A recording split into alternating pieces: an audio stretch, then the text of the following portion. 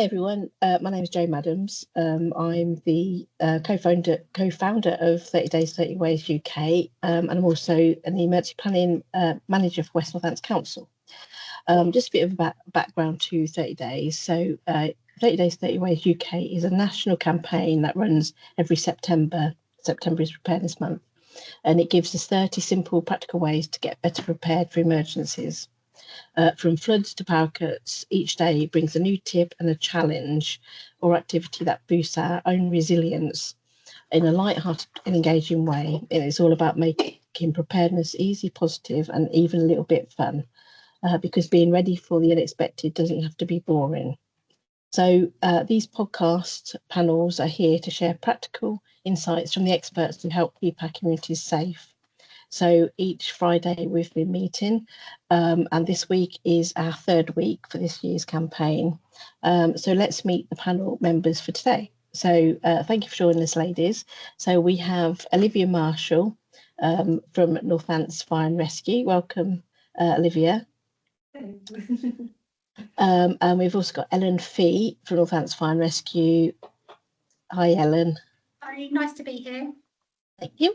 And then we've got Sonia Wardle, also from Northants Fire and Rescue, and the ladies are all from the Prevention and Home Safety team. So welcome to today's panel, and hopefully as we go along, you can feed in where you can, but you're here for the Safe Escape Day. So when we get to that, I'll hand over to you, ladies. Thank you very much. So emergencies don't send calendar invites. But having a plan can make it all a difference. So this week we're focusing on the steps you can take now. So if something does unexpected happen, you and your loved ones know exactly what to do. So it's all about making a plan. So when something goes wrong, panic and confusion can almost sort of slow us down. So having a plan in place can help us be a little bit better prepared and calm the mind. Would you agree with that, ladies? Definitely. It's just important to be prepared, isn't it? Rather than trying to make a plan when you might potentially be in a bit of a panic, sort of unsure really what to do. Yeah, definitely. Yeah, definitely. And this week's all been about making those plans. So a simple plan, even just written notes and a few key conversations can keep you safer and calmer. And again, talking to the whole family, including the children. So this week's 5 daily challenges will help you create or strengthen your personal and family emergency plans. So on Monday, we talked about planning for your pets. Now, as an emergency planner myself, I've been involved in a few emergencies and supported them. And people do not want to leave their pets when it comes to, any incidents. They will bring them with them. I've also found that some people forget and leave their pets behind. So having a plan for your pets is really important. So when you're thinking about what you're going to do with yourself, what are you going to do with your pets? I have 6 cats. I am the crazy cat lady. But I would take all my pets and leave them with my daughter, which she did when she had a fire.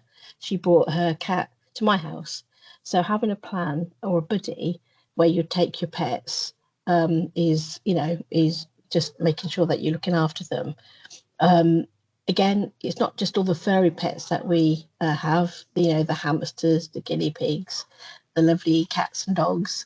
It's also the snakes and the lizards that people keep in their homes.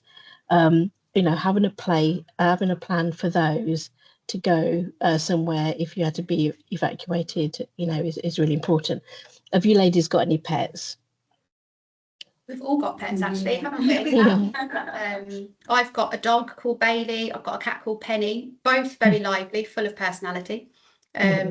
So Bailey, my dog, would definitely be a lot easier for us to plan for. Our cat would be quite difficult for us to get hold of, I think, in an emergency, because she would 100% try and run off. But our neighbours know that we have both of them. We'd have good support from sort of friends and family. And in my car, in the boot, I always have the carrier anyway. So if I needed to, I could put both of them into the car before I take them somewhere safe. That's good. That's great. What about you, Olivia and Sonia? What pets have you got? So I've got a cat called Dusky, although we call her Queenie a lot because she's got quite a bit of an attitude. She actually lives with my mum and stepdad. She stayed there when I moved out because it just wasn't fair because she was that bit older. But we used to like to keep her sort of in the place by the back door, and it was a little sort of shut-in, enclosed area. So, you know, if there was a fire, then we could have just told the firefighters, oh, she's in the back, easy to get to. But unfortunately, she likes crying and scratching at all the doors, and she likes staying with close to someone at night, especially. So she just has free roam.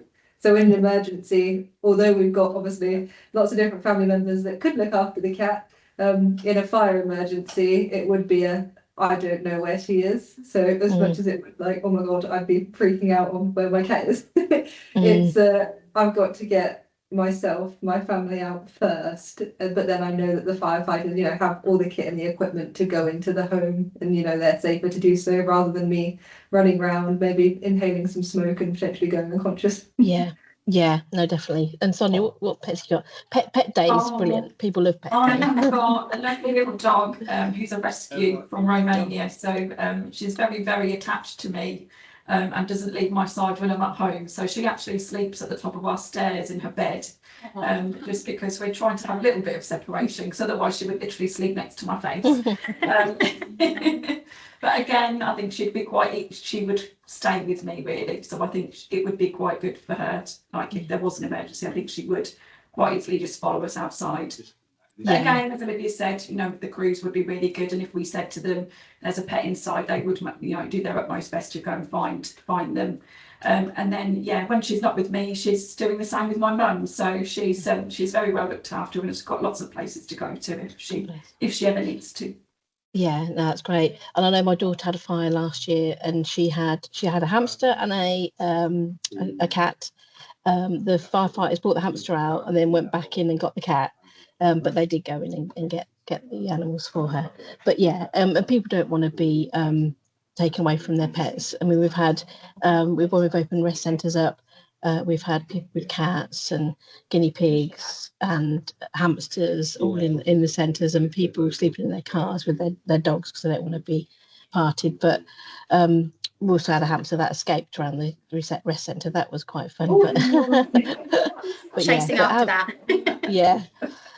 But I know on local councils, there's lots of information from your local councils about pets and how you can actually look after them in an emergency, and having a buddy to take your animals to. So that was Monday, and people love that because they share pictures of their nice furry pets.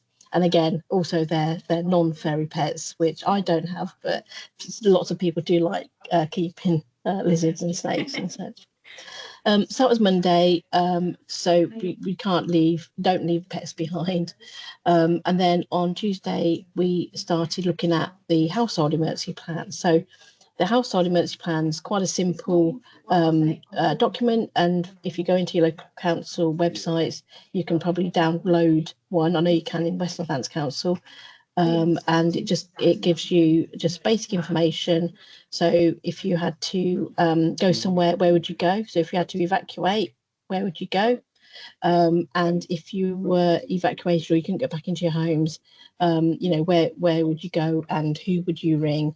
And useful numbers, information about your insurance, that can all be put on your household emergency plan. So we encourage people to have household emergency plans, because again, it does just makes you think, and everything's in one place if you do have an incident or a fire in your home. The next day was Wednesday, and we were talking about mapping your risk. So mapping where you are, whether you use an OS map, but there is quite a lot of apps out there that you can actually, and we have got an app day next week with where you can download loads of apps. But one of the great apps that you can have is What 3 Words, and I think we've mentioned it probably the last 2 panels. What 3 words? So the whole of the world is mapped into 3 meters by 3 meter segments.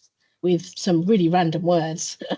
But if you're out walking and you saw somebody in trouble in the river, you can actually phone 999 and then give that what 3 words, because the emergency services will use it now, and they'll be able to get to you if it's not like a street name. Have any of you used what 3 words in the past? Yeah, we use it quite regularly.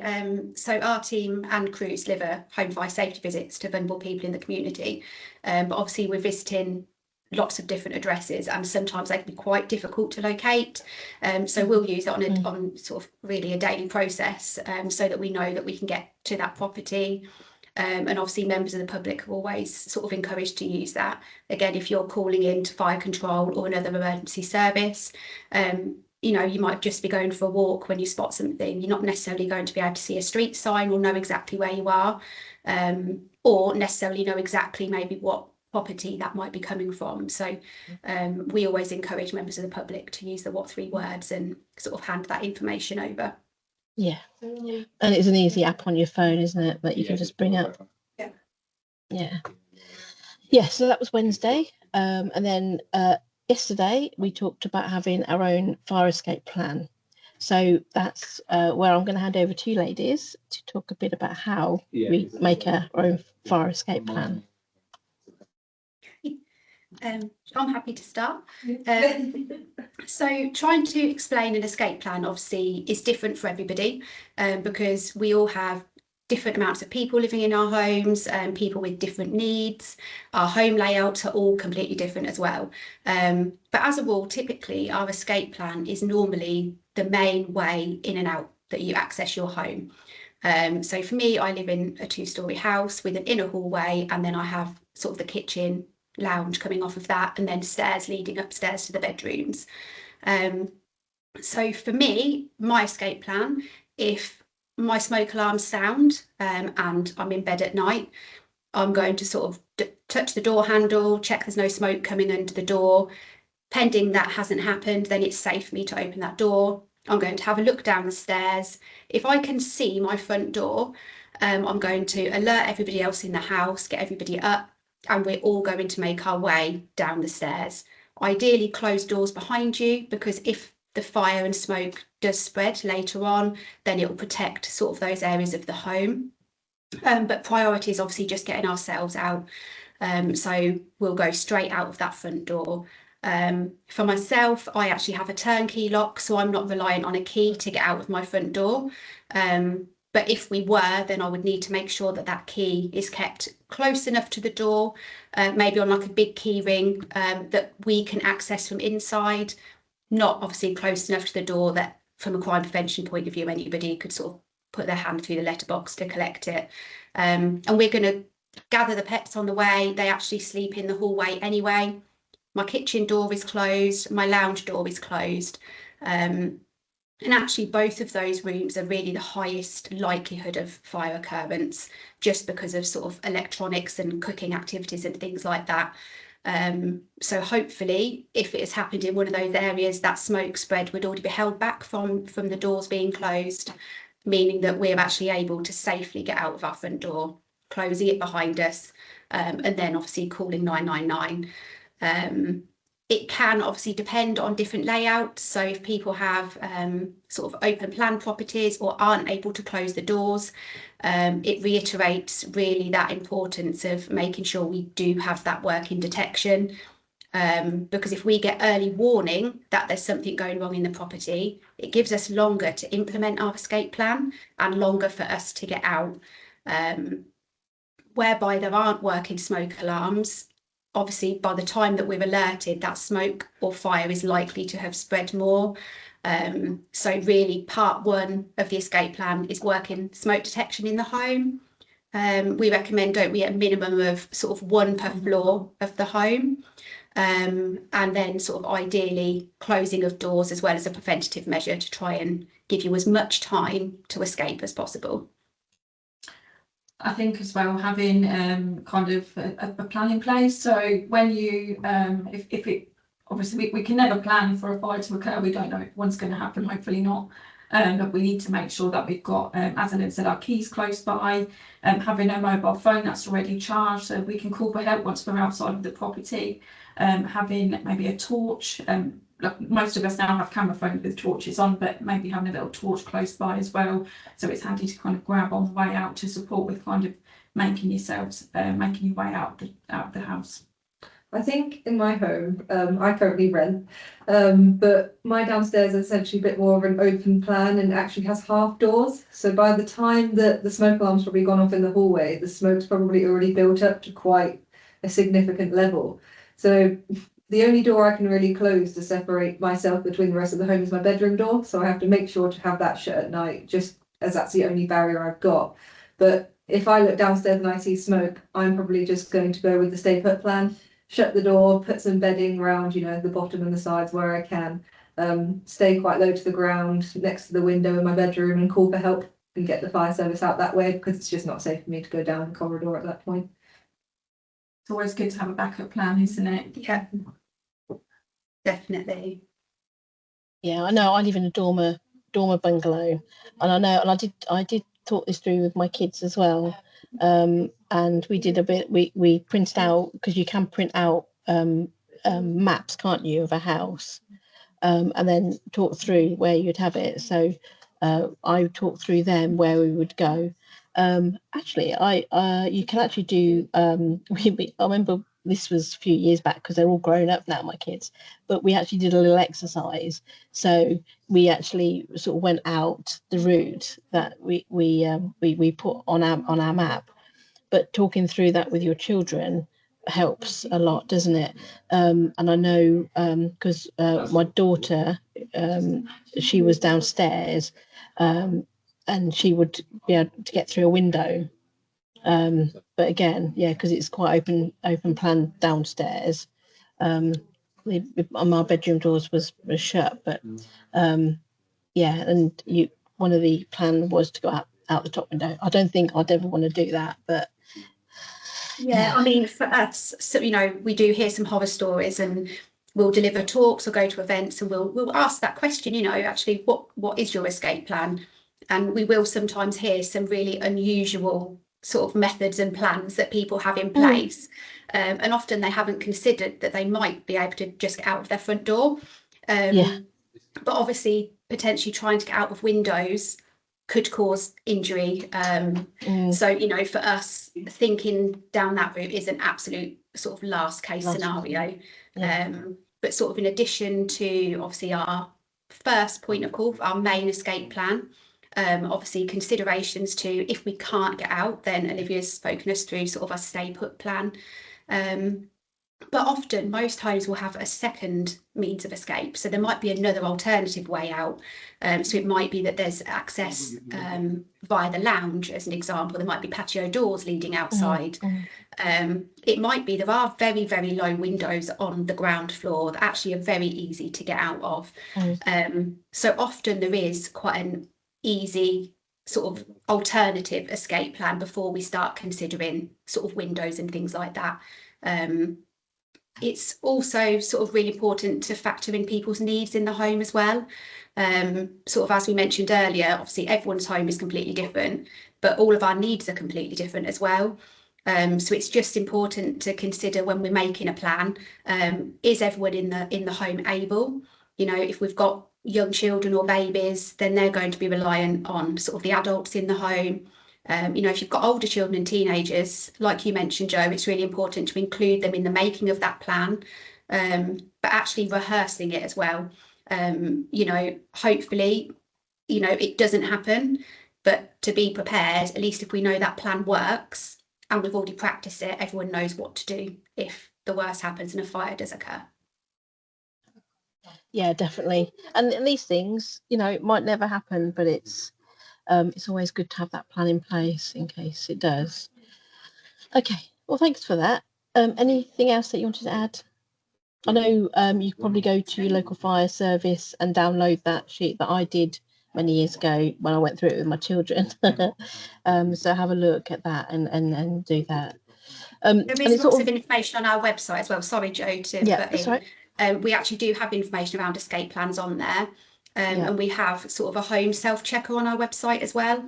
And it's a little bit more sort of, it's like an intuitive form that just asks the person that's looking at it to fill in a bit of information about their home. You know, is it a bungalow? Is it a two-storey property? And it actually walks you through that basic advice on how to prevent a fire, reduce your risks in the home, but also talks you through things like your escape plan. So it's always worth having a look on our website as well. That's lovely. I'll put the link in when I put this on. I'll put the link in the comments. Cool. That's great. Thanks for that. And I suppose it leads on from what you're saying. And today's all about grab bag. But having a bag in place where you can you're not going to pack it at the time, because your main thing is you need to get out. If there's a fire in, get out and stay out, and phone the emergency services. But if you can prepare a bag beforehand, it's a bit like when you go into hospital to have a baby, you have a bag ready and waiting to go. Have a grab bag, put some essential stuff in there, like a torch, a phone charger, any medication, any copies of your insurance details, water and snacks, things for your pets that you can have, things for your kids so they're not bored. But if you put everything in a bag by the door, then you can actually grab that when you're on your way out, and then you've got everything that you need. So we're encouraging people to have a think and put a grab bag together today, and then keep it somewhere easy, and then update that regularly. So that's what we're looking to stay, and a lot of people around the country doing that today. And then, as with these podcasts on a Friday, we give you a bit of a teaser into the weekend. So tomorrow is all about stopping the spread of disease. So we're going to try and get people to learn just basic hygiene and infection control, because hand washing, safe food handling, and staying home when unwell is one of the main things to stop spreading spread of disease. Just simple hand washing, like we had loads of people washing their hands during COVID. It helps stop spread diseases. So tomorrow's all about stopping the spread. And then on Sunday, we look at how communities can get involved with resilience. Again, local councils can help and support local communities with developing their emergency plans. A lot of parishes within West Northants and Northamptonshire have emergency plans, community emergency and flood plans. There's a lot of resources within communities, whether it's firefighters, doctors, nurses, people with 4x4s. So if they did experience an incident for their community, whether it's snow, whether it's flooding, communities can look after themselves until the cavalry arrives in the form of the emergency services to help, and the local authority to help. So we encourage communities to know what their risks are, look at a safe space, whether that's the community hall or the pub, somewhere that the community can go and help, and then also have contact details of all the other people that could help in an emergency, whether that's the doctors and nurses, or people with 4x4s that can help drag trees out the road, local farmers, to try and get resilient within community. So that's all about community resilience on Sunday. Ladies, have you got anything to add before we sort of sign off? No, it's just good to be here and sort of share some of those messages. So thank you. Thank you very much for joining us, Ellen, Sonia and Olivia. I'm really grateful for having your input into today.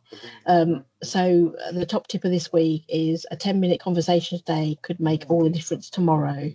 One of the things that I say on every podcast is do the How Prepared Are You survey. We're encouraging that. We've done that for a few years now. That's just for people to see how prepared you are. Share this episode with friends and family and neighbours so they can start planning too. Also share the, look at the social media that we're on. We're on Facebook, Twitter, we're on Blue Sky and Instagram, as well as our YouTube channel. So check all that out. Look for 30 Days, 30 Ways UK to see what's happening each day. And then just to leave with a closing remark that's week 3, which was all about making a plan. Next week, we're going to be talking about building the skills that could help you handle an emergency with confidence and protecting your family. So we've got a Children's Day. So that's all next week. So thank you very much for joining us. Thank you ever so much, ladies. And that's podcast 3 over and done with. So thank you very much. Bye. Thank you. Bye. Bye.